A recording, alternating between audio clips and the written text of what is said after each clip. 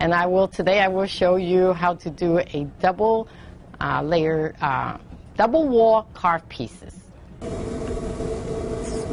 The next step is the throw of the lid.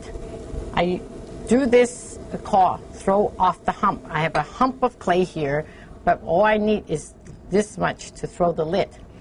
So the next step is to center, make sure this is centered before it's opening. And to open the clay, I just put my both thumb down and start opening. But it's support from the bottom. And make sure this is opening is wide enough. Almost. Opening just slightly more.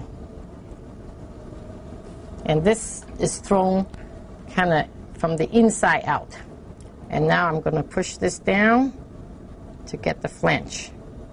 And bring this up. There is the lid. Make sure it'll fit into the pot a little bit.